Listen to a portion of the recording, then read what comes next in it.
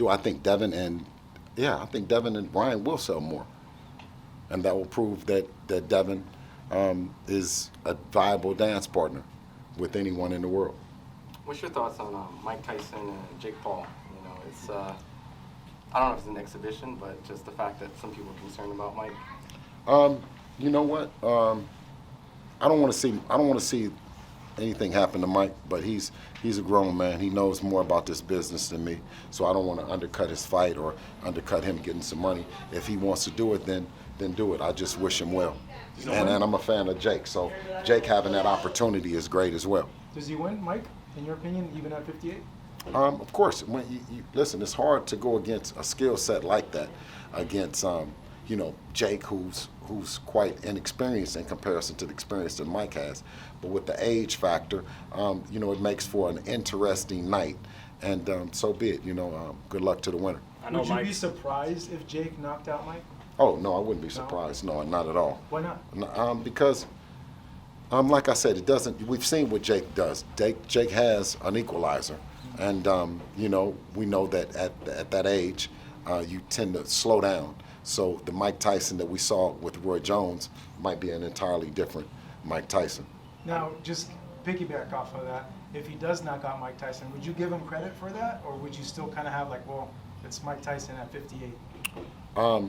If Jake knocks him out, yeah, well, he knocked out a 58-year-old Mike Tyson. I'll give him credit for that.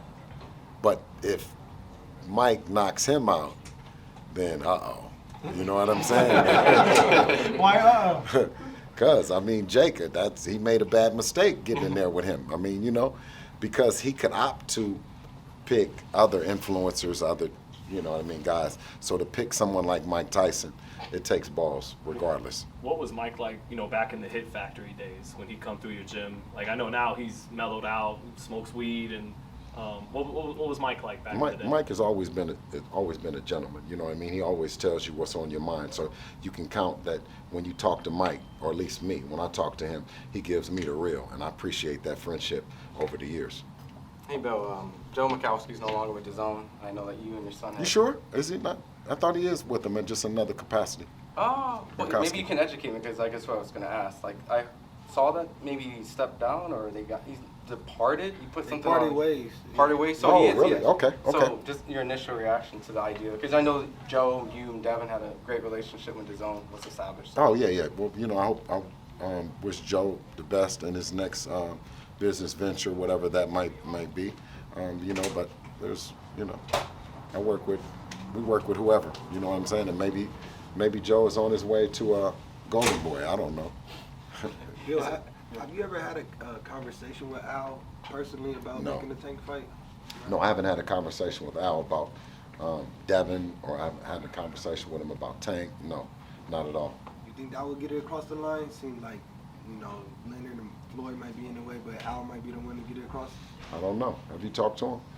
No. So you never talked to Al? Al? That's the one with the business. They say, everything goes through Al. Well, they say if Al wants you, he gonna get you. So if he wants to make it happen, I'm sure that Al would have made it happen if that's what he wants to do. I think it's ultimately up to Gervonta Davis as being a boss, right, and saying, okay, Al, this is what I want to do. And I'm sure Al is going to oblige him. He wouldn't hold him back from a legacy-defining opportunity. You never talked to Al, like even when you were at Showtime, a little with the Showbox, there was never a conversation with you. No, we dealt with Steven and Gordon Hall. Bill, you get a lot of fathers that reach out to you, inspired by you and Devin's success. What kind of things do you tell, or what message do you have for the fathers and the sons that's grinding, the parent, the partners? What's your message to them, or what do they say to you? Like, can you share some of that? Listen, when God gives you a vision, you know what I mean, you have to have faith and you have to stand on it, you know what I mean? And you can't listen to anyone else coming to tell you that you can't do it, I had a vision. God gave me a vision that I could support and get behind Devin, that he was going to be who he is right now. And I didn't listen to any of the big three or big four promoters or anyone saying that you have to go their route or you have to do things their way. We did it our way, and I'm happy that the way things turned out. Have you heard people call you the LeVar Ball of boxing? I like LeVar. I like LeVar. I like any man that has stuck in there and with their kids. You know what I mean? Like whether they're basketball players, boxers, or everyday people. You know, it takes some guts, and it takes being a real man to stay in the home. I always hear you say, do it for your last name and not your first. Do it for your last name and not your first. When it's all said and done, what do you want them to say about the Haney name? Say the Haneys came through here and kicked ass. Thank you, brother. Appreciate you, man.